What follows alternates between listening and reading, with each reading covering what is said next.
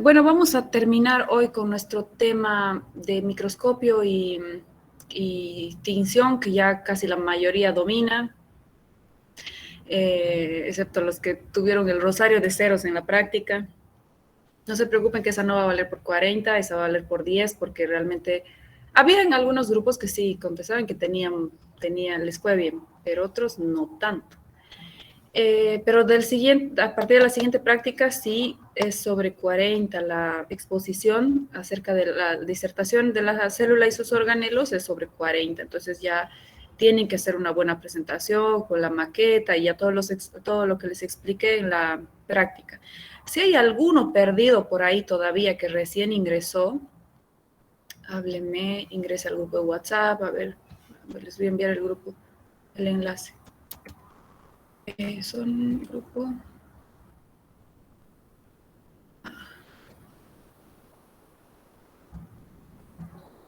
Y si hay alguno que no tiene grupo, que no asistió por algún motivo, no son el B, por algún motivo, si no asistieron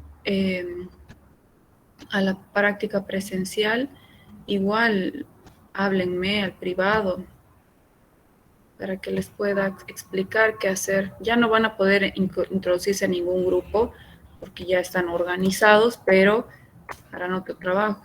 Ahí les envío el enlace del grupo de WhatsApp. Bueno, esta parte ya la vimos tanto en prácticas como la semana pasada. Les tiene que quedar clarísimo, y recalco clarísimo, lo que es la ciencia detrás de la tinción de hematoxilina y eosina. Hematoxilina es azul, tiñe de azul, como es un colorante básico, se va a impregnar bien a los tejidos que son ácidos, a su contrario. Les dije, como en el amor, los opuestos se atraen, así que no se olviden de esa parte para que les quede bien. Los núcleos, fíjense cómo se impregnan muy bien del colorante. La eosina no tiñe núcleos, solo tiñe citoplasma porque el citoplasma tiene una alcalinidad, o sea, un pH más parecido a la sangre. Así que se va a impregnar bien del colorante ácido, de su contrario. No siempre el citoplasma se tiñe así, hay algunas células que se tiñen, que el citoplasma se tiñe. Este es un mastocito que tiene gránulos que son altamente ácidos, por lo tanto se tiñen, se impregnan del colorante básico, es decir, son basófilos.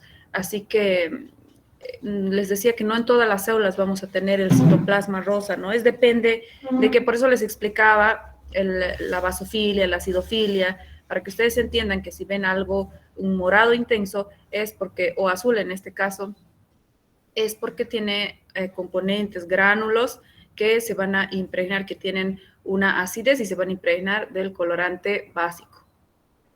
Y así también en otras células. Entonces, pero en general la mayor parte de las células tiene un citoplasma rosa, un citoplasma claro y un núcleo. El núcleo siempre es oscuro, siempre es bien impregnado de color morado, ¿no? Cuando ya vemos el resultado final de eosina, de HY, de la tinción de HY.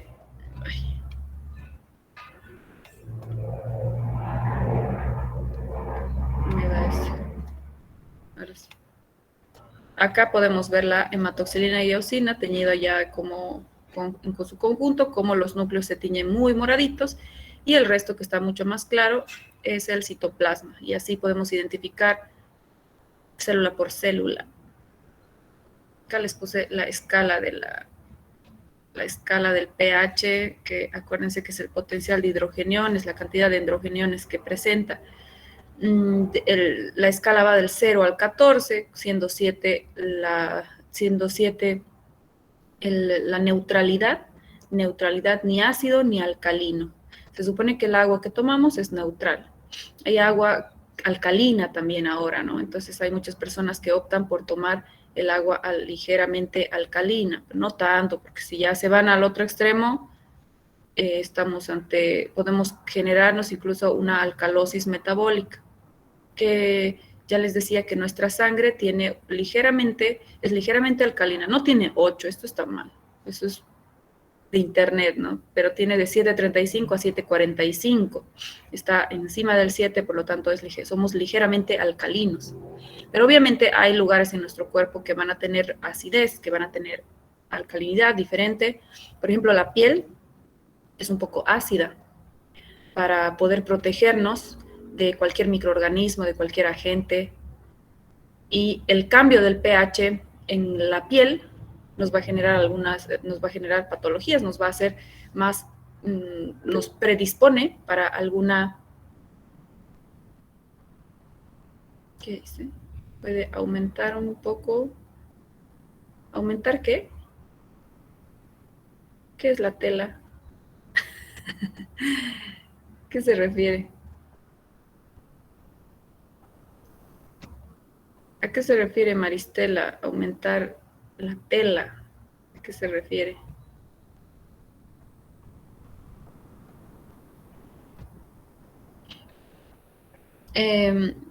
Y así entonces cuando tenemos, a ver, pantalla. Lo que pasa es que cuando pongo en pantalla grande, a ver, se ve, ¿no? ¿Se ve que cambié? ¿Se ve que cambié? ¿Se ve la No. pantalla? Eso pasa. No puedo cambiar, no puedo cambiar. Cuando pongo presentación de pantalla, no sé, no puedo, no cambia, no sé por qué. Se congela la imagen, se congela la pantalla. Por eso les muestro acá. Entonces nosotros tenemos tenemos en la sangre un pH ligeramente alcalino, pero hay lugares en nuestro cuerpo que tienen un pH más ácido, es decir, de 7 para abajo. Perdón, sí, de 7 para abajo, acidez, y de 7 para arriba, alcalinidad. El estómago, por ejemplo, tiene una acidez. Los jugos gástricos tienen una acidez importante, están como por acá en la escala entre 3 y 4 y nos tienen tal acidez que pueden ser capaces de degradar, incluso se dice que puede degradar hasta un alfiler. Entonces, pero no quiere decir que que es seguro comer un alfiler, ¿no? Porque pues, antes de llegar al estómago podría perforar el esófago. Pasa mucho en los niños que comen cosas raras. Lo más peligroso en los niños es cuando comen las baterías, pilas, esas pilitas que son pequeñas de los juguetes, porque pueden más bien desintegrar la capa externa y pueden soltar su corrosivo y pueden lastimar el intestino, pueden perforar el intestino. Y otra cosa que también es peligroso que se coma a los niños son imanes. Peor, si son dos, uy, no, es cirugía. Porque los imanes se pueden pegar y perforar el intestino, perforar el lugar donde estén. Cuando comen cosas más pequeñas, generalmente, si no se atascan y nada, no tiene bordes, generalmente se espera. Solo se hace los controles con radiografía hasta que salga. Un desastre cuando pasa eso. Pero no es nada como comerse una batería o imanes, no es terrible. Vamos a ver que los elementos que se tiñen, que pueden teñirse así muy es hematoxilina, es decir, oscuro, un morado oscuro, están el núcleo por su acidez, los lisosomas que son unas vesículas que van a estar dentro de la célula que se encargan de almacenar ácidos para poder ir a degradar algún agente invasor o algo que tenga que degradarse. Si por decir acá ingresa una bacteria que quiere infectarnos, entonces los lisosomas liberan su contenido, que son ácidos, y van a matar esa bacteria. Entonces, cuando una célula tiene muchos lisosomas, se se tiñe el citoplasma. Y así algunos compuestos que sean ácidos se van a impregnar bien. El citoplasma en sí, si tiene la alcalinidad, o sea, cualquier cosa que tenga una alcalinidad más predisponente, más fuerte, se va a teñir del rojo de eosina y como resultado final de un rosado. Esto ya vamos a ver en nuestro siguiente tema, que es célula. El primero, vamos a tener mecanismos de tinción. El primero ya describimos, solo que no sabíamos el nombre del mecanismo. Se denomina por afinidad química elemental, donde describimos los términos de basofilia y de acidofilia, que básicamente significa amor al básico, amor al ácido, ¿no? Para que ustedes se acuerden. Y siempre fraccionen, ¿no? Fraccionen las palabras en sus prefijos y sufijos para poder llegar al significado. Si entienden una palabra, ya tienen la mitad del camino hecho. Por difusión simple del colorante, se trata, por ejemplo, en los lípidos, en las grasas. Las grasas no se tiñen bien no se tiñen de la hematoxilina y de la eosina. Acá tenemos un tejido graso con...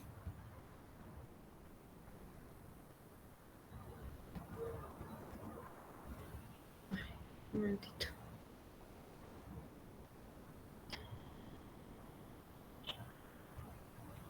Acá tenemos en una placa histológica cómo se ve el tejido adiposo, que no se tiñe del colorante HY.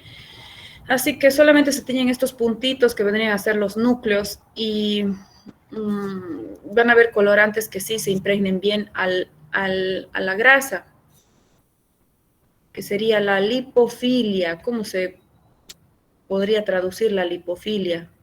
Ahora que saben qué significa. Que se atrae a los lípidos. Atracción a la grasa. Atracción que... Sí, esa afinidad a los lípidos, afinidad a las grasas. Así que por difusión simple del colorante, vamos a ver que las grasas se impregnan bien de los colorantes que son lipofílicos. Aún así, la grasa el tejido adiposo es un poco complicado de manejarlo, es bastante delicado, porque ¿quién no ha visto grasa en su vida? En un pedazo de asado siempre tiene una partecita que tiene tejido adiposo, ¿no? Y que cuando está caliente incluso se deshace como mantequilla, pero cuando está frío, bueno, ya es más sólido. Aún así es un tejido muy suave, muy delicado, que se degrada fácilmente. Acá en su preparación entonces se tiene que ser mucho más delicado, el corte va a ser más grueso, tiene algunas excepciones para poder preparar el tejido. Como usar el uso de alcohol. Se utiliza el colorante con un medio alcohólico, a la placa histológica se tiñe y la grasa, como es enemigo del alcohol, entonces prácticamente es como que corre a abrazarse del colorante y por eso se va a impregnar bien. Por eso decimos como el alcohol es enemigo de las grasas, con esa base se aconseja, por ejemplo, tomar una copa de vino, porque el alcohol limpia las grasas de las arterias, ¿no? Pero es una copa, no en exceso. No es que mientras más se tome, más se va a limpiar, no, todo lo contrario, más bien todo es dosis dependiente, ¿no? Y el alcohol también llega a ser una droga. Así que, además que el vino, se dice eso por el resveratrol que tiene, que es este componente que es un antioxidante potente, producto de las uvas, y que nos mantiene jóvenes. El siguiente es por metacromacidad del colorante. Meta significa otro, cromo significa color. Esto se va a explicar cuando usemos el azul de toluidina, que es un pigmento azul, es un colorante azul, pero van a haber algunos componentes que están impregnados de azul de toluidina, pero cambian el color. por eso es metacromacia, otro color. Cambian de color a un tono más rojizo. Eso significa metacromacia. Y por reacción con grupos químicos específicos, vamos a tener el reactivo Schiff-Paz, que van a teñirnos a los azúcares, los glúcidos, que son estos tres, este que es fucsia y estos dos de abajo lilas, son esos que nos van a teñir los azúcares. Como por ejemplo en las células hepáticas, les di el ejemplo, ¿se acuerdan? En la práctica, aunque no todos les doy los mismos ejemplos. Donde las células hepáticas son las que guardan nuestros depósitos de azúcar, de glucógeno se llama, la glucosa guardada se llama glucógeno, y que cuando estamos en un periodo de ayuno prolongado, liberan ese glucógeno para darnos un boost de energía. Por eso les recomendaba que siempre desayunen, siempre consuman alguna fruta. No les digo que se embutan chocolate o pastillas, que tiene mucha azúcar, sino buena azúcar, buenas grasas como los omegas, una fruta, eso les va a ayudar un montón. Aliméntense adecuadamente para que así también su cerebro pueda desarrollarse adecuadamente. Vean que tenemos... Después de hematoxilina y eosina tenemos estas tres que son colorantes que van a ser bien afines a los lípidos, ¿no? El tetráoxido de osmio tiñe de negro, los sudanes tiñen entre naranja y rojo rojo oleoso por su parte de rojo. Estos tres, los azúcares y los últimos tres, el colágeno. Y esta es una placa de tricrómica de Mason. Cuando escuchen tricrómica, tienen que irse directamente a pensar en colágeno. Y si ven colágeno, entonces, y si ven esos colores y es colágeno, se supone que están viendo tejido conectivo. Acá vemos todo esto que está en turquesa, todo lo que está en turquesa en este verde agua, son fibras colágenas y se diferencian bien, separan a las células. Cada uno de estos puntitos medio alargados que están viendo son núcleos de células, de fibroblastos, que son un tipo de células que van a sintetizar las fibras colágenas. Y todo esto de acá parece ser tejido epitelial por la cantidad de núcleos pegaditos que están. Es de esa manera que identificando la tinción, el color, relacionando con algo, es mucho más fácil también identificar qué tejido estamos viendo. Cuando vean tricrómica, turquesa, medio verde y el color salmón, acuérdense que están viendo colágeno. El microscopio, pasamos al microscopio. Si tienen alguna duda, levantan la manito, por favor, para que escuchen la notificación. Acá hay alguien que escribió algo. El pescado.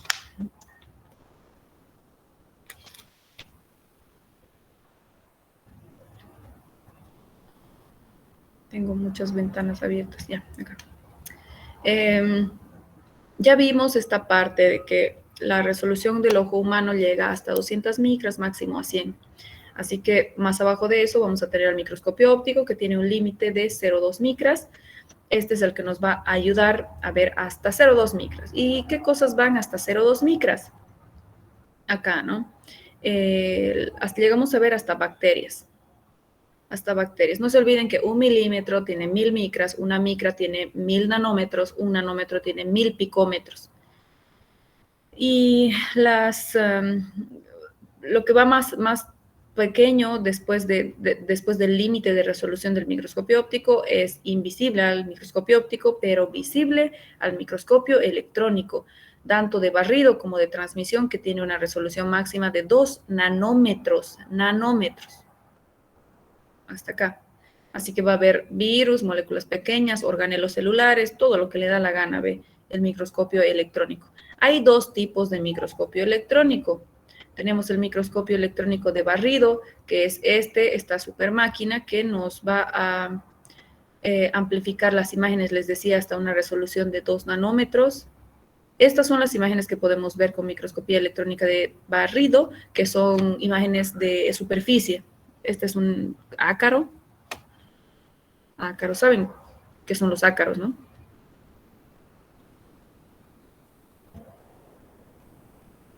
¿Saben o no saben qué son los ácaros? Vivimos con los ácaros. Son esos que están en todo lado. Los que están en los dientes. Dientes, no. Ay. Están en Piel, las sábanas. ¿Cómo? toda Ah. piel. Toda piel. Pueden estar en la... Sí, pueden estar en la vida. Pero bueno, cuando vean microbiología, cuando pasen microbiología, no van a querer tocar nada, así van a estar alcoholizándose a cada rato. A mí me pasó. Yo usaba el alcohol antes de la pandemia, andaba con mi alcoholcito. En la pandemia, por eso no me costó mucho. Y ya usaba igual barbijo en el hospital porque me enfermaba muy rápido cuando veía algún paciente con alguna infección en la vía aérea superior, faringitis, amigdalitis y demás. El día siguiente ya estaba resfriado, así que usaba el barbijo en el área hospitalaria. Los niños generalmente se asustan, entonces cuando veía a un niño, le hablaba y recién el barbijo, pero para un adulto, un barbijo directamente. Eso no me costó mucho ese paso. Hay que cuidarse. Yo siempre les digo, cuídense. Entonces, este es el microscopio electrónico de barrido que nos va a dar imágenes de la superficie. Si ustedes buscan estas imágenes, son fabulosas, son alucinantes. Esta es una célula, esto es un eritrocito que podemos ver ahí en la superficie, ¿no? Cómo se ve su forma de disco bicóncavo. Tiene estas concavidad arriba, concavidad abajo, porque carece de núcleo, no tiene núcleo, por lo tanto no se divide. Y así podemos estudiar el exterior, pero el interior de las células, de cualquier cosa, se puede utilizar este microscopio fabuloso de transmisión. El de transmisión sí se realizan cortes ultra delgados que nos van a dar estas imágenes. Las dos son en blanco y negro, ¿no? Porque se utiliza el tetraóxido de osmio como colorante. Entonces nos va a dar imágenes en la escala de grises. Esta es una mitocondria, ya vamos a ver poco a poco todos los organelos celulares en el interior. Algunos que ya tal vez vieron el video que les dejé en el Drive. Si no vieron todavía el video, está en la carpeta de prácticas lab, la célula y su estructura y organelos, algo así dice. Y tienen que verla esa para que puedan guiarse para su exposición. No les digo que repitan porque esa dura 7 minutos y ustedes tienen que hacer una exposición de 15. Los que tienen más de 6 o 7 participantes en su grupo tienen más tiempo. Pero fíjense, vean el video para que puedan basarse, para que puedan guiarse en cómo hacer la exposición práctica, porque célula es un tema bastante amplio. Hoy vamos a entrar a célula. Entonces, esos son los dos microscopios. Acá, este es el microscopio de fluorescente, que se utiliza precisamente tensiones de este color verde fosforescente para que pueda iluminarse solamente las células. Este es el microscopio de campo oscuro, que el fondo, en vez de ser blanco, en vez de ser iluminado, va a ser oscuro y solamente se iluminan las células que se están observando. Son estudios que se utilizan para cosas muy específicas, no se usan habitualmente en el ámbito hospitalario, o no solemos pedir uno de esos estudios, pero en algunas especialidades sí. Y ustedes tienen que saber que existe, ¿no? El el microscopio de fuerza atómica, que es el que nos va a dar este tipo de imágenes. Esta es una Escherichia coli, que es una bacteria que vive en condiciones normales en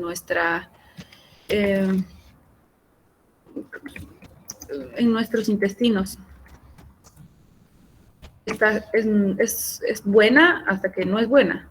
Es buena mientras nuestro sistema inmunológico está bajo, Pues si está todo bien con nuestro sistema inmunológico, también la bacteria se porta bien, pero si nuestro sistema inmunológico sufre una depresión,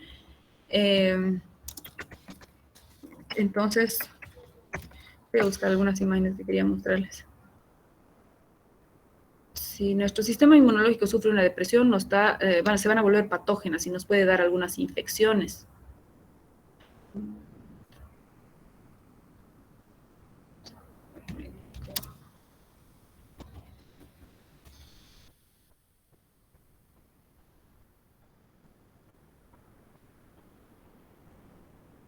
No hay muchas imágenes de microscopía de fuerza atómica. Ay, me sale Putin. Me sale el presidente de Rusia cuando pongo fuerza atómica. Bueno, acá tenemos entonces, les decía, la Escherichia coli. Este es el cuerpo de la bacteria. La célula bacteriana es muy diferente a la célula animal. Esta célula se llama procariota porque carece de membrana nuclear. Enseguida vamos a ver en célula, pero para que ya se den cuenta que es mucho menos compleja, pero es un dolor de cabeza. Todo esto, todas estas prolongaciones que están viendo alrededor son sus fimbrias, que son como unos brazos largos o piernas largas que le permiten movilizarse hacia sus objetivos. Por ejemplo, como les decía que tenemos en la vía, o sea, en el intestino, por supuesto salen las heces. Y de ahí puede migrar hacia la vía urinaria, sobre todo en las mujeres que tenemos la uretra corta. En el varón, bueno, tiene la uretra más larga, así que es mucho más difícil que tenga la infección urinaria. Y cuando un varón tiene infección urinaria, hay que ver por qué es. Y en las mujeres les decía que es mucho más frecuente, ¿no? A pesar de que tengan o no un buen aseo y demás, pueden llegar a tener infecciones urinarias y todo es por esta.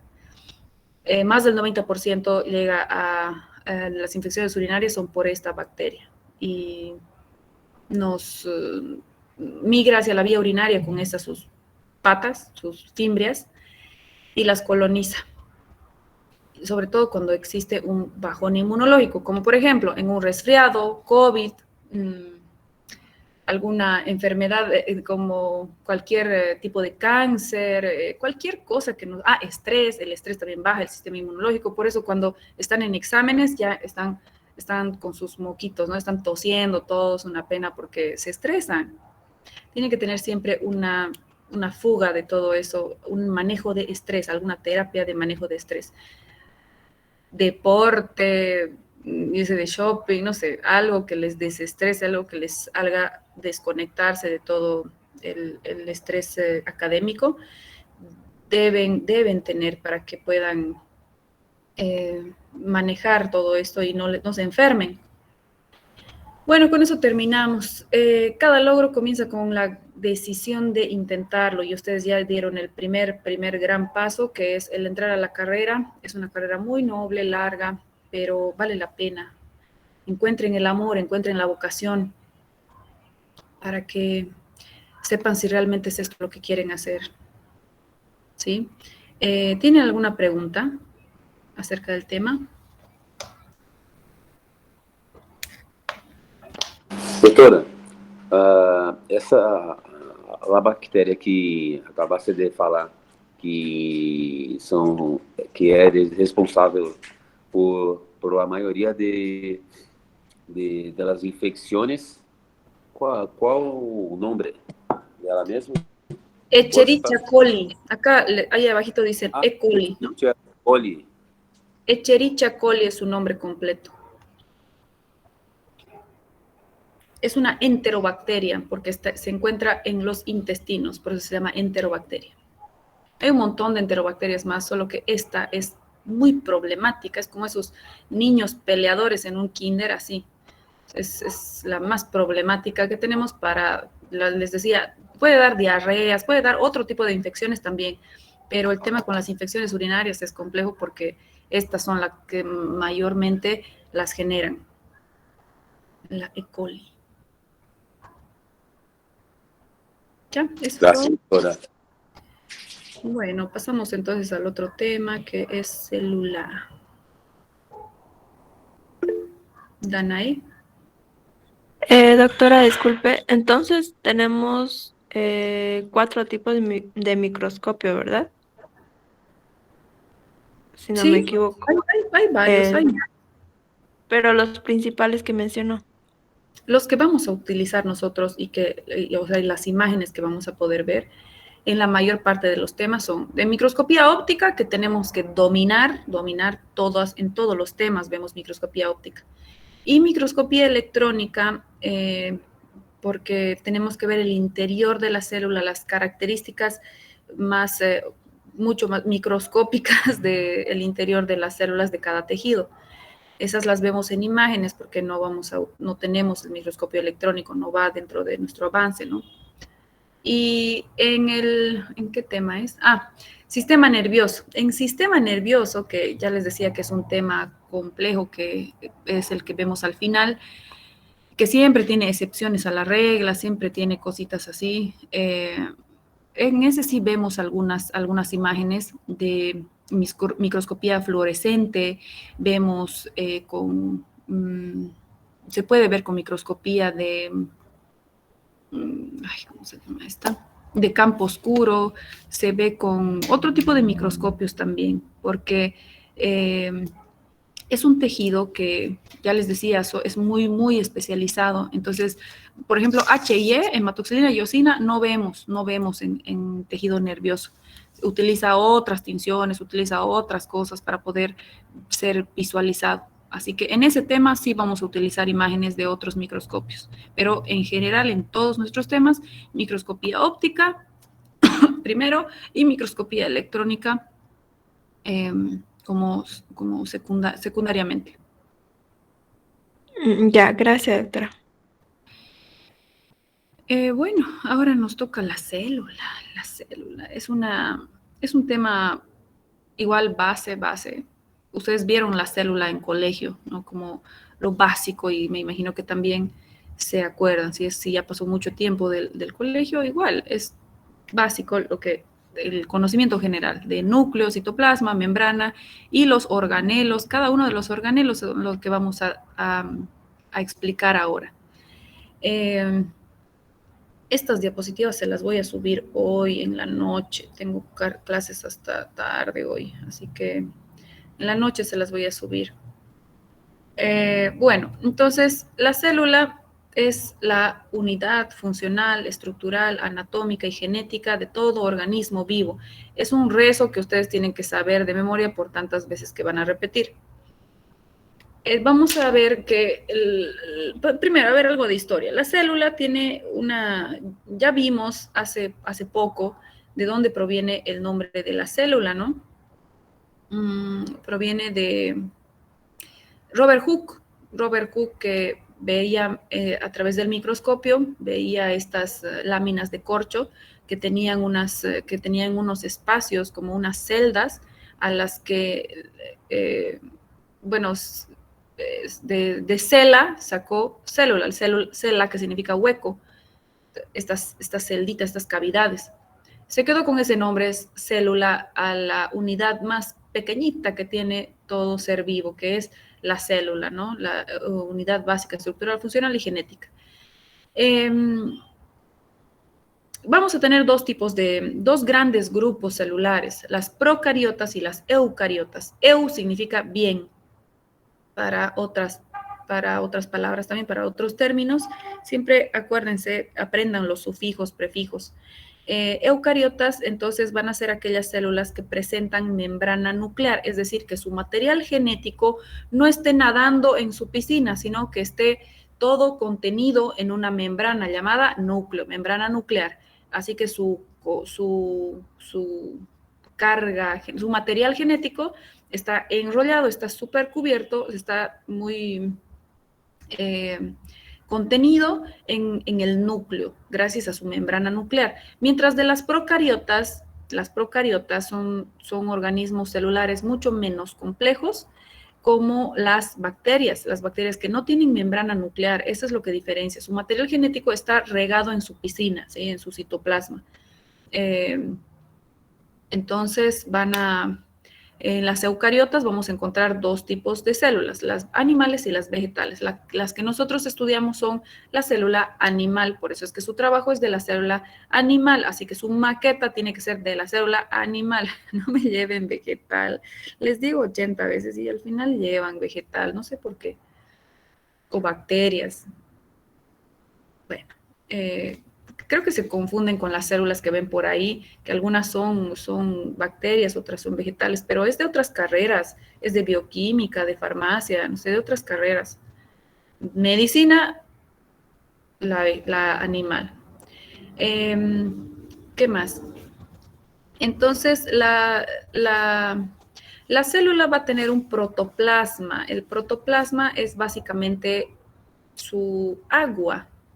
Tiene más componentes, claro, pero es la parte líquida que se va a dividir en un citoplasma, el que se encuentra por fuera del núcleo, y en un carioplasma, el que se encuentra dentro del núcleo. Pero plasma básicamente es la parte líquida. Y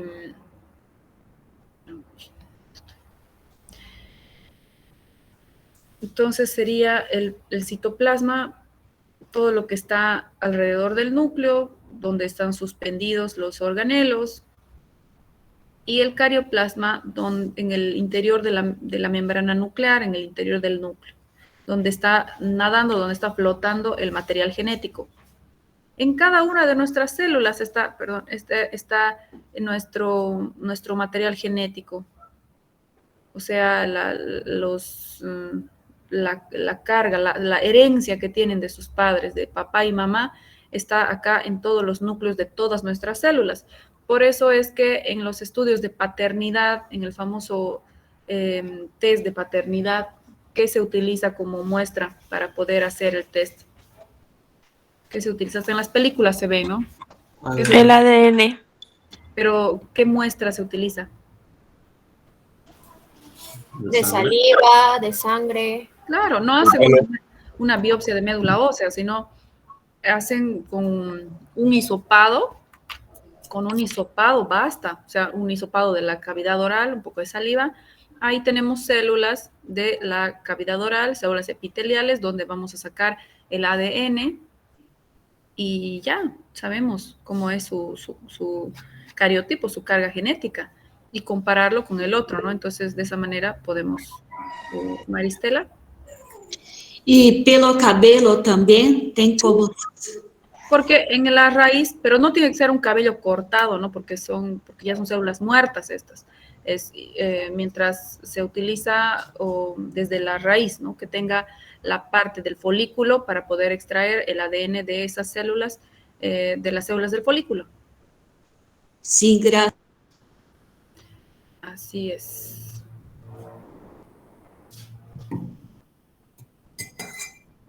Todas las células tienen muchas similitudes, pero a medida que se van especializando en una función, van a cambiar vamos a silenciar a Braulio. A medida que van especializándose, van aumentando algunos organelos, van disminuyendo otros, van teniendo sus características especiales. Henry. Profe, no sé si se acuerda, dijo que nos hizo dividir en dos grupos y dijo que escojamos cualquier tipo de célula. Nosotros escogimos el espermatozoide y ¿está bien, profe, o cómo?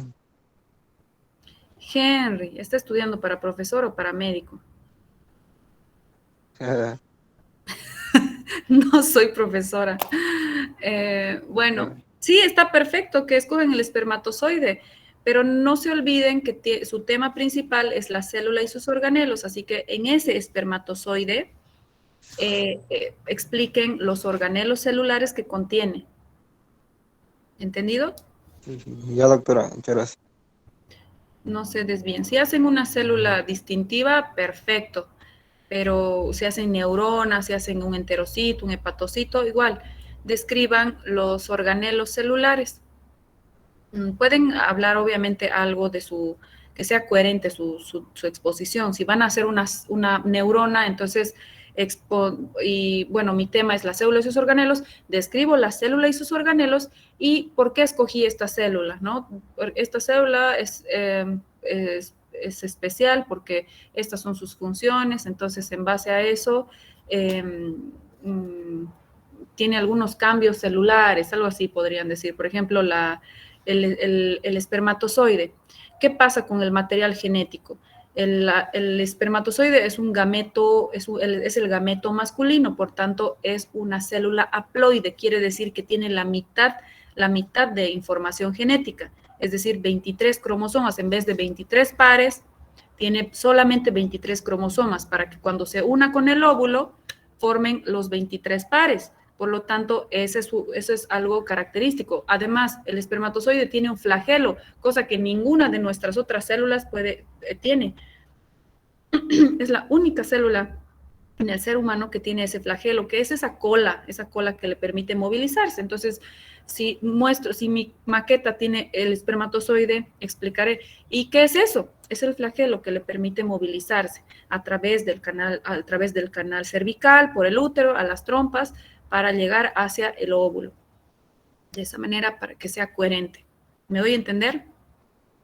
Si tienen alguna duda y escogen una célula así medio compleja, no tengan problema, no tengan pena de preguntarme. Pregúntenme, yo les voy a enviar un audio o algo para guiarles. Si es que escogen una específica. Y si no, bueno, espermatozoide ya les estoy explicando. Pero si escogen una genérica, igual, no pasa nada. Expliquen los organelos celulares. El punto es que hagan una buena maqueta con las cosas que les dije que hagan y que no hagan las cosas que les mostré en el laboratorio, ¿no? A ver, continuemos. Les decía que las células van a tener diferentes propiedades de acuerdo a la función en la que se especialicen, así como los médicos, ¿no? Salimos de médico general y luego hacemos una residencia para sacar una especialidad o una maestría o algo que nos permita sacar la especialidad en algo específico. Así es que la célula cambia y va a conducir su función, va a más bien especializar un tipo de función o dos o algunas nada más. Todas las células tienen estas propiedades, todas, pero van a haber algunas que tienen una especialidad en alguna de estas funciones y lo que le da sus características. La respiración, bueno, respiración celular se da en cada una de nuestras células. Somos seres aeróbicos, por lo tanto, todas nuestras células tienen la capacidad de respiración oxidativa. Respiración oxidativa, ¿por qué? Porque utilizamos el oxígeno, somos seres aeróbicos, les decía. La respiración oxidativa en las células se da en las mitocondrias. Ahí dejamos eso. El crecimiento tiene que ver con la reproducción, debía poner al lado. El crecimiento con la reproducción. Todas las células tienen esta capacidad de crecimiento, tienen las propiedades de reproducción, no todas. Hay algunas que van a salir del ciclo celular, es decir, que no se reproducen para poder cumplir nada más su función y luego, una vez que llegue su hora de expiración, su hora de muerte, entonces mueren, como por ejemplo los glóbulos rojos.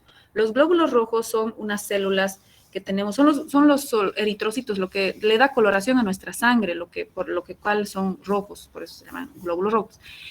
Son las células que se encargan de transportar el oxígeno y a todos los tejidos de nuestro cuerpo.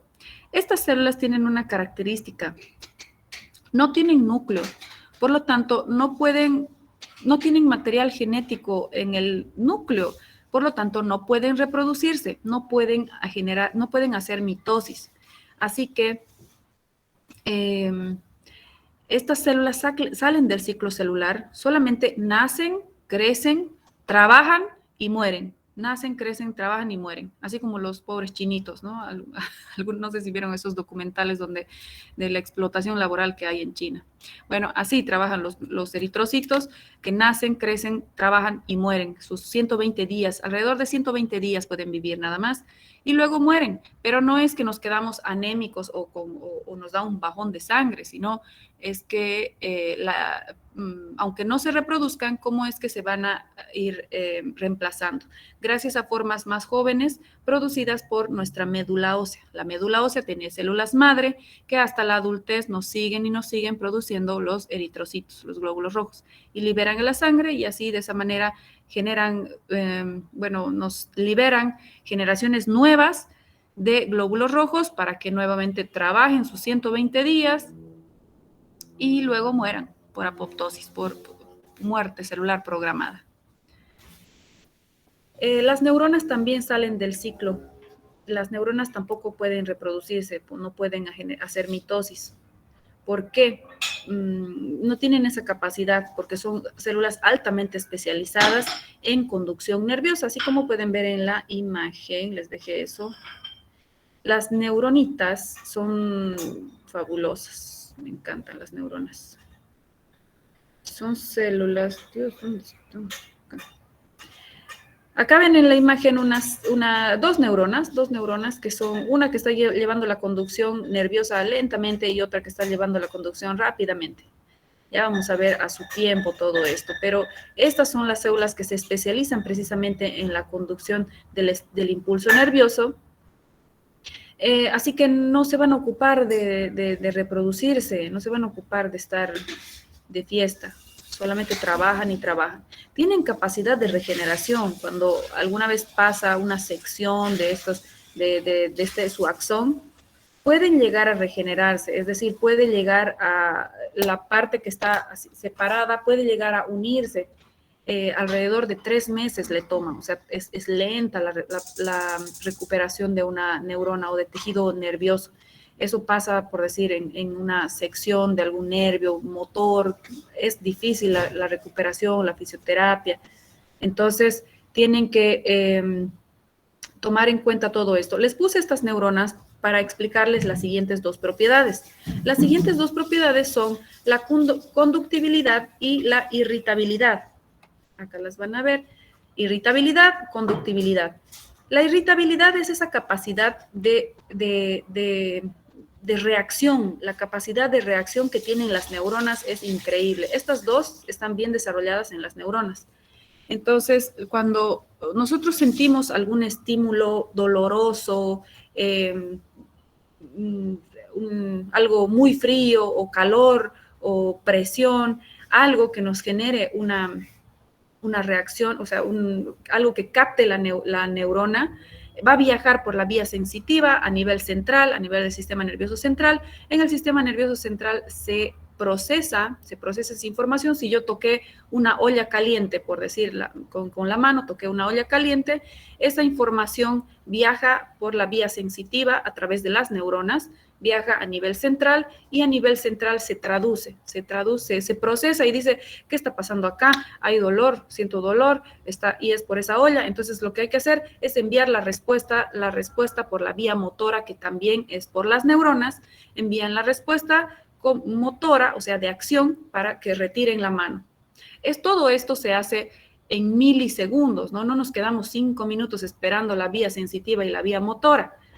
Es por eso que la capacidad de irritabilidad, es decir, de percepción, de reacción de la neurona es sumamente desarrollada, y su conductibilidad también. La conductibilidad es esta capacidad de llevar ese impulso, esa información y volver con la respuesta. Así que como esto es en milisegundos, son células que están altamente especializadas en este tipo de propiedad. ¿Hasta acá vamos bien? Tienen que entender cada concepto. Están durmiendo. Parece que solo Fabiane y Kennedy están atendiendo. ¿Dónde está el resto? ¿Henry quería hablar o es de hace rato? Ahí está Henderson, Maristela, Francilene. Ahí está, Ajeu. Me costó un poquito, pero ya aprendí su nombre. Bueno, la siguiente propiedad es la contractibilidad. El despacito para entender. ¿Henderson? Só as minhas células neurais que estão um pouquinho despacito para compreender a informação. ¿Que hable más despacio? El micrófono está con interferencia acá. Ah, está bien. Bueno, la siguiente propiedad es la contractibilidad. La contractibilidad va a estar sumamente desarrollada en nuestras células musculares. Tenemos 3 tipos de tejido muscular, ¿no? El cardíaco, que ya saben dónde está, el tejido muscular esquelético, que es el que va a estar insertado en nuestros huesos, por eso se llama esquelético, y el liso, que va a estar en nuestros órganos internos. Por ejemplo, vamos a tomar las células musculares cardíacas. Las células musculares cardíacas tienen una capacidad de contracción, es decir, de relajación y contracción, relajación y contracción. Ese es el movimiento que hace que en su conjunto pueda latir, pueda bombear el corazón. El corazón tiene células especiales y tiene varias propiedades para que pueda continuar latiendo y latiendo y latiendo desde que nacemos hasta que cesa la vida. No es que se toma un descansito y vuelve a latir, todo el tiempo está latiendo, ¿no? Así que tiene la capacidad de contractibilidad, es increíble. Obviamente pueden haber patologías que interfieran con esta capacidad de contractibilidad, también con la parte nerviosa. Entonces, todas estas propiedades van a estar bien desarrolladas, pero en condiciones normales, en condiciones fisiológicas. Así que la contractibilidad, no se olviden que van a tener otras células, pero las células musculares son las que más tienen esta capacidad por la contracción que nos permite el movimiento, ¿no? Tanto del corazón como de nuestro cuerpo, de la mímica facial, todo. La siguiente propiedad, la absorción. La absorción está sumamente desarrollada en los enterocitos, en nuestras células intestinales, del intestino delgado, el intestino grueso, van a tener este tipo de células. Son muy parecidas a este esquema que les puse.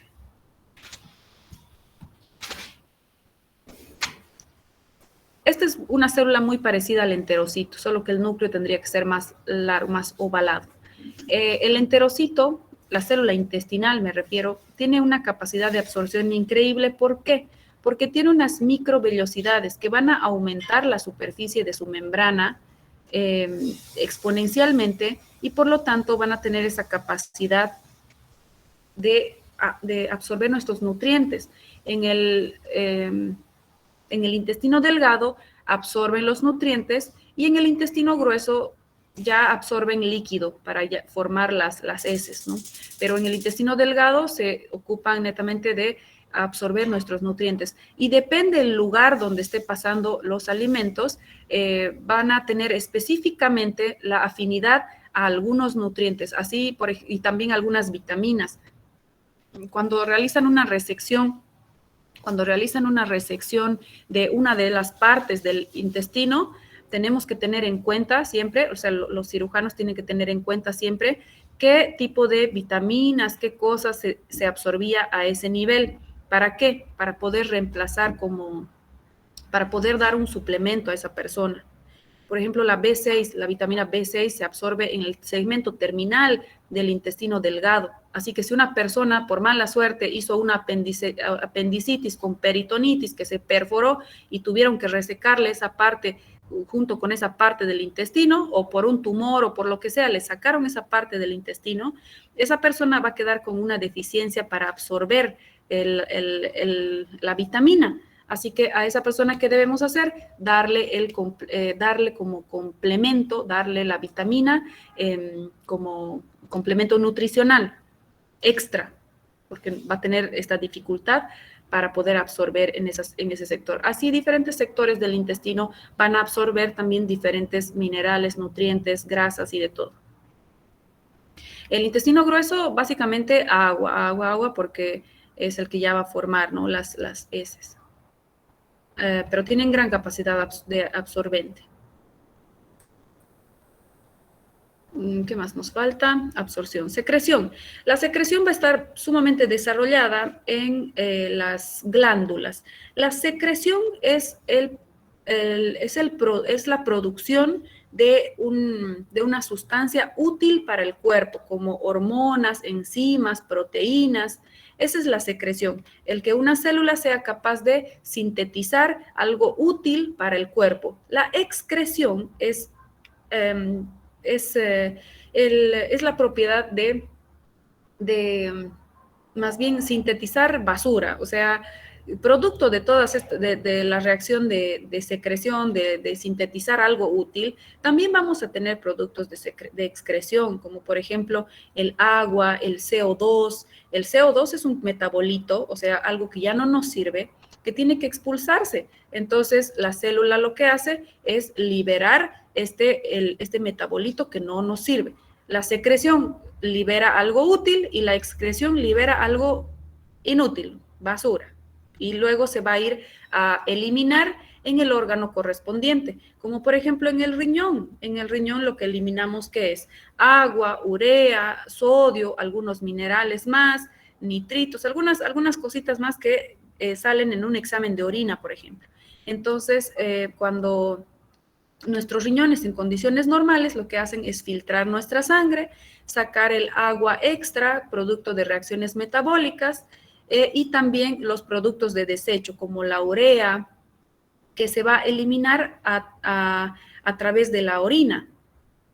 El hígado, por su parte, también tiene capacidad de excreción que va a eliminar a través de la bilis diferentes componentes que ya fueron metabolizados, ¿no? Entonces, de esa manera, la secreción y la excreción la vamos a ver nuevamente más adelante en el tema de glándulas, esto de secreción y excreción, porque la secreción, ¿qué sería? Todo lo referente a la síntesis de hormonas, enzimas, proteínas, todo lo útil que tiene que ver con los ejes endocrinos. ¿Cómo es que las células, por medio de la secreción de hormonas, pueden comunicarse a distancia? Las células pueden comunicarse con sus vecinos y también a distancia por medio de estas hormonas que van a viajar por la sangre y van a ir a parar a un lugar muy alejado de su origen. Por ejemplo, acá en la glándula hipófisis, tenemos una glándula debajo del cerebro que se llama hipófisis y que va a sintetizar muchas hormonas, ¿ya? Una de ellas, vamos a tomar el ejemplo de las gonadotrofinas. Las gonadotrofinas son hormonas que se van a liberar a la sangre, acá se sintetizan en las células glandulares de la hipófisis, se van a liberar a la sangre, cada célula libera a su espacio intracelular y luego se va a la sangre, por la sangre viaja a través de transportadores y va a parar a los ovarios, por ejemplo. A los ovarios también, en los varones, a los testículos también van a tener la misma vía, solo que generan diferente función, generan diferente reacción. En la mujer lo que va a hacer estas gonadotrofinas va a ser hacer que las células ováricas reaccionen y empiecen a generar FSH y LH, que es la hormona folículo estimulante, y la hormona LH, que es la luteinizante. Estas van a participar ¿en qué? En la ovulación y también, una vez que se cortan, en la menstruación. De esa manera, este eje acá a nivel central se va a controlar nuestros ejes, ¿no? Nuestro cuerpo. Procesos biológicos que parecen algo simplemente periférico, pero no, vienen están controlados a nivel central a partir de la glándula hipófisis. Entonces, fíjense cómo una célula que está acá intracraneal se comunica con una célula que está a nivel abdominal, en el hipogastrio, en los ovarios. De esa manera se van comunicando las células, se van mandando cartas. La reproducción ya dijimos que tiene que ver con el crecimiento y no van a ser en todas las células. Hay algunas células como las neuronas y los glóbulos rojos que salen de ese ciclo. El resto sí tiene capacidad de reproducción, sobre todo estas células madre que tenemos en el cuerpo. En el adulto tenemos pocos lugares con células madre. En el periodo embrionario, en la gestación, todas son células madre. Cuando nace el feto, actualmente hay estas empresas privadas que se encargan de los bancos de células madre. ¿Escucharon hablar? ¿Alguien escuchó? Kennedy, ¿qué escuchaste del banco de células madre? Que todas as células madres têm a capacidade de reprodução quando inicia o ciclo de Mitos. todas as células madres têm capacidade de reprodução a partir do ciclo de Ya, está bien. Las células madre son células pluripotenciales, totipotenciales, depende. Es decir, que tienen capacidad de diferenciarse a diferentes estirpes celulares.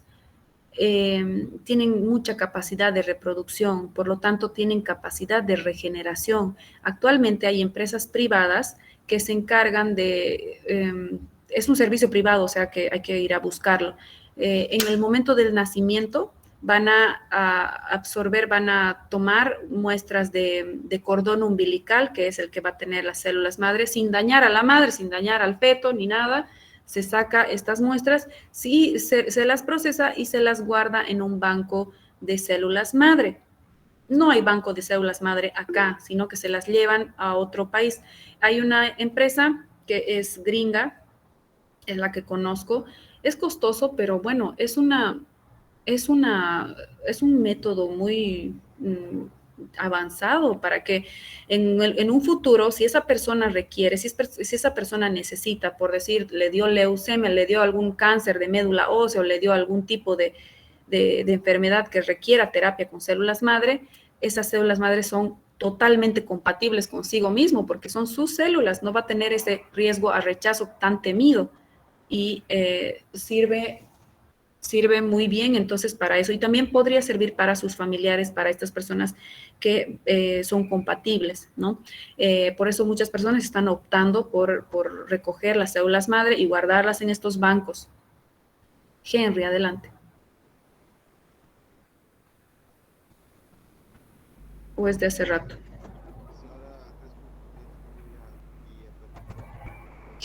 Jenderson, creo que está hablando, pero no se escucha nada. A senhora já respondeu o que eu ia perguntar. ¿Qué más les iba a decir? Sí. No, los adultos también tenemos células madre, pero que solo en algunos lugares específicos. Por ejemplo, en la médula ósea tenemos células madre que van reemplazando nuestras células sanguíneas. Hay células madre para el grupo de células blancas, hay células madre para la serie roja, hay célula madre para las plaquetas, y así para estos tipos celulares, para todas las células sanguíneas, para que se vayan reemplazando, porque no tienen capacidad de reproducción, no tienen capacidad de división, simplemente trabajan, cumplen su misión en la vida y se van. Así que también en la piel, en la capa más basal, tenemos células madre que tienen gran capacidad de reproducción. ¿Para qué? Para poder reemplazar nuestras capas celulares, nuestras capas de piel. Por eso vamos recambiando, ¿no? nuestra piel, no como serpientes, pero realmente poco a poco, capa por capa, vamos cambiando cada día. Se dice que la piel tiene un recambio. Perdón, un momentito. Tiene un recambio tiene un recambio largo, por eso los procedimientos dermatológicos, los tratamientos dermatológicos llegan a ser muy largos, hasta de meses, hasta que se cambie todas las capas celulares. Mínimo, un tratamiento dermatológico suele durar 14 días, porque en 14 días se va a cambiar las capas más basales de la piel, de la epidermis. Así, por eso son largos. Los tratamientos de acné, por ejemplo, si alguien tuvo la experiencia personal o de alguien más de ver cómo son los tratamientos de... Ay, odio estas notificaciones.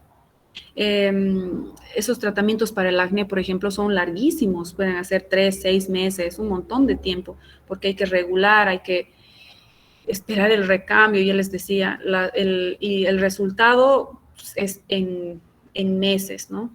las cremas, igual los serums, todo tiene su tiempo, hay que ser pacientes. Todo porque por tantas capas celulares que tiene la piel. Pero eso es bueno, ¿no? Porque eso es lo que nos protege también de los microorganismos, del ambiente, de todo. Pasamos.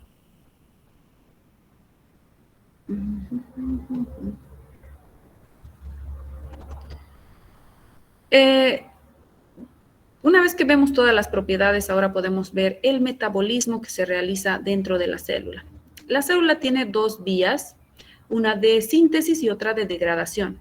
La vía de síntesis, es decir, la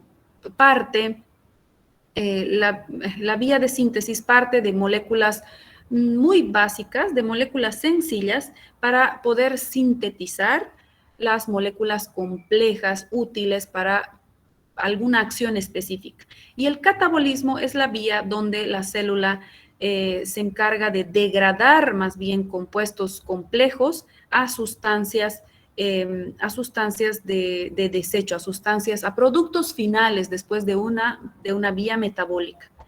La vía catabólica, la vía de degradación, entonces, va a partir, acá tenemos imagen. La vía catabólica parte de macromoléculas como nutrientes productores de energía, como glúcidos, grasas, proteínas, pasa por un proceso de degradación complejo, con muchas reacciones bioquímicas acá, y como producto final va a tener algunos productos de desecho como el CO2, el agua, también el amonio, vamos a tener la urea, vamos a tener la creatinina, varios compuestos que son metabolitos que se van a llevar a la sangre y se van a eliminar por la vía correspondiente. La vía anabólica, partimos de moléculas precursoras como los aminoácidos. Los aminoácidos es lo más esencial para poder formar proteínas. Los azúcares, que también son la base para formar moléculas más complejas de estos glúcidos. Los ácidos grasos y las bases nitrogenadas también son otros compuestos moleculares muy sencillos, o sea, lo más básico, ¿no? Esto entonces parte de lo pequeño hacia la vía de síntesis anabólica para formar macromoléculas complejas como proteínas, polisacáridos por parte de los azúcares, lípidos por parte de los ácidos grasos y ácidos nucleicos necesarios para la síntesis de nuestro material genético. De esa manera, la vía catabólica es la vía de degradación y la vía anabólica la vía de síntesis. Esto del metabolismo es algo sumamente complejo, es química, bioquímica. Y cuando...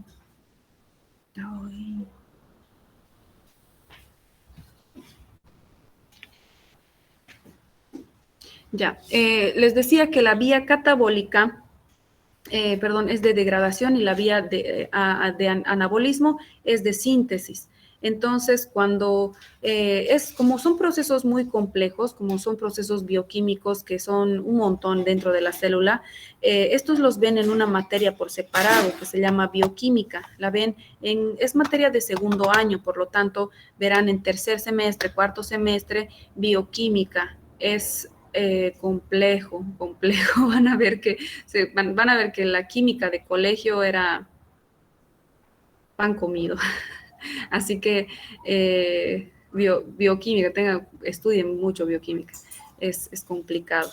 Nosotros vamos a ver algunas reacciones químicas que se dan dentro de la célula. El ciclo de Krebs, dice Roberto. El ciclo de Krebs es un ciclo lleno de reacciones químicas que hasta ahora no las uso en realidad como médico, pero está dentro de lo que tenemos que entender, ¿no? Dentro de nuestro avance. Nosotros vamos a ver algunas reacciones bioquímicas a medida que pasemos el tema de la célula. todo lo básico para poder entender los diferentes organelos.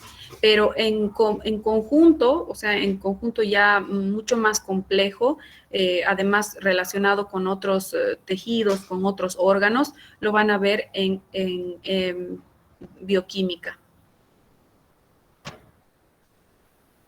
Bioquímica. Me costó bioquímica. La clasificación de las células se da en base al tamaño que tienen, a la estructura que tienen, a la forma que tienen. En cuanto al tamaño, la célula puede ser tan pequeña como medir 3 micras, como las plaquetas, por ejemplo. Las plaquetas, que son estas células que participan en la coagulación de la sangre, participan en la formación de las costras cuando hay una herida. Estas células miden 3 a 4 micras, son sumamente pequeñitas. Los glóbulos rojos miden 7 micras y así hay células, por ejemplo, el óvulo puede medir hasta 3 centímetros, algo macroscópico. La única célula que se puede ver, no es la única, porque hay una célula que puede llegar a medir más de 1 metro, es la célula muscular y también la neurona. La célula muscular esquelética, no la cardíaca, la célula muscular esquelética va desde que inicia el músculo hasta que termina. Son células longitudinales, como si fueran cables, y varias células van a formar todo el músculo. Entonces, esta célula es cilíndrica, larguísima, y desde que inicia el músculo hasta que termina es una sola célula, pero varias forman ese ramillete para formar el músculo. Así que el músculo más largo que tenemos en el cuerpo es el sartorio. El sartorio va desde el hueso coxal, se inserta en la espina ilíaca anterior superior y va transversal hacia el muslo. Creo que tengo por ahí una imagen. Y se va a insertar a la parte interna de la rodilla. Voy a mostrar para que se fijen.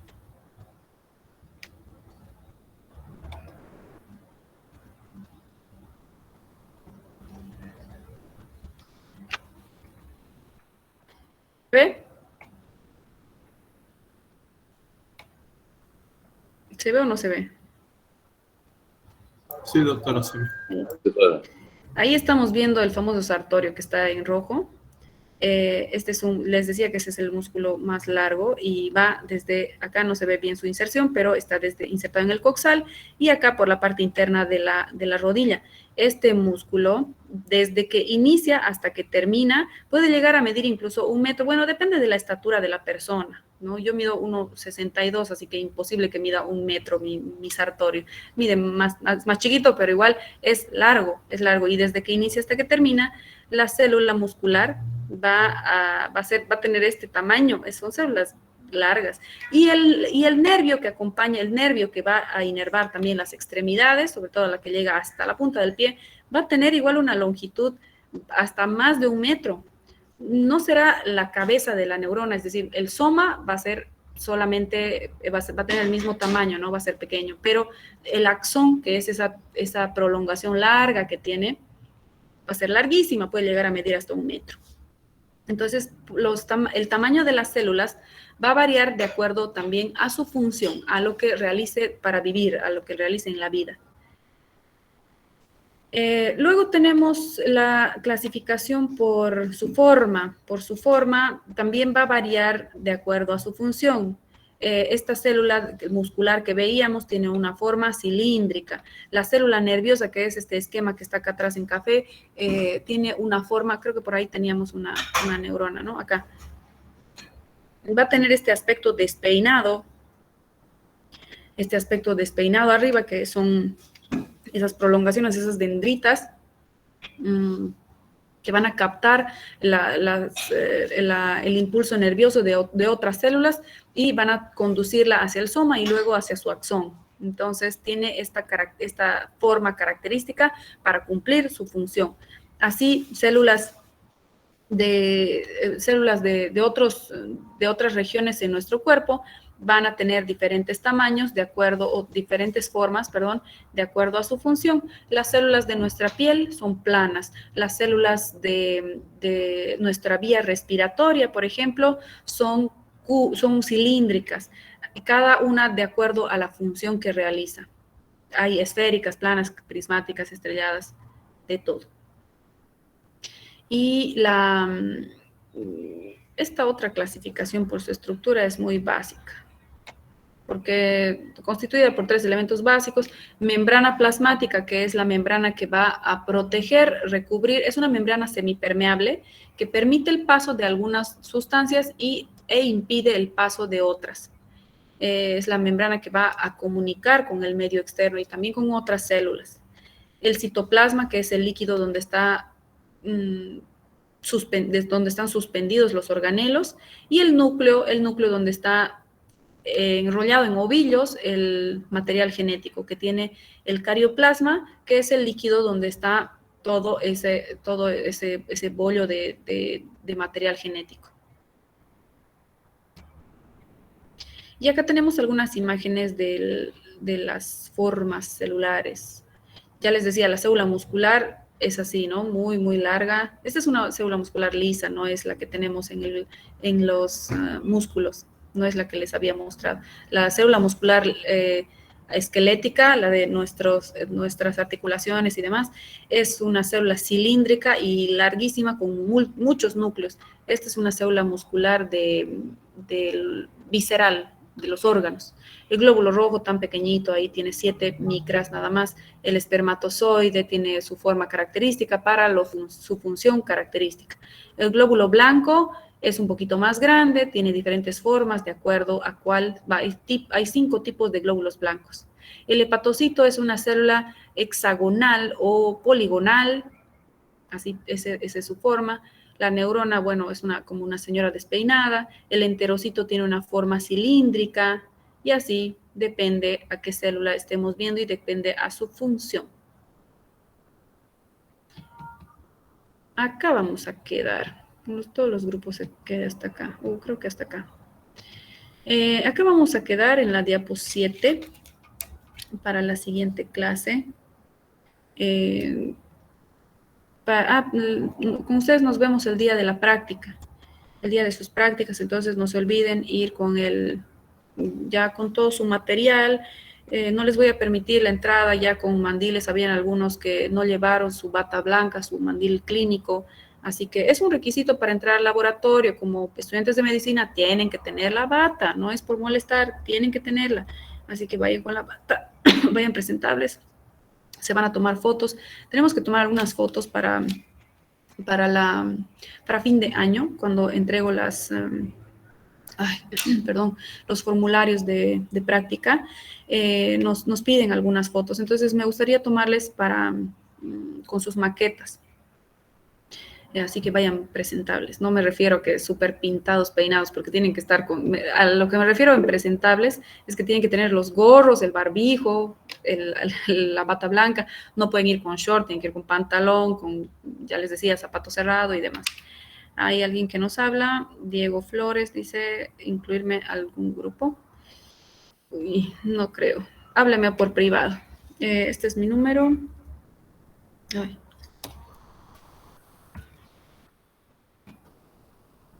Hábleme al WhatsApp, ahí está mi número, para que le explique el trabajo que tiene que hacer. Pero ya nadie va a incluir. Diego, ¿está en el grupo de WhatsApp? Ok. ¿Henry sigue levantando la mano o es de hace rato? ¿Hay alguien más que estaba levantando la mano? Adelante, adelante. Ya terminamos con la clase. Bueno, si no hay más preguntas, entonces nos vemos el día de la práctica.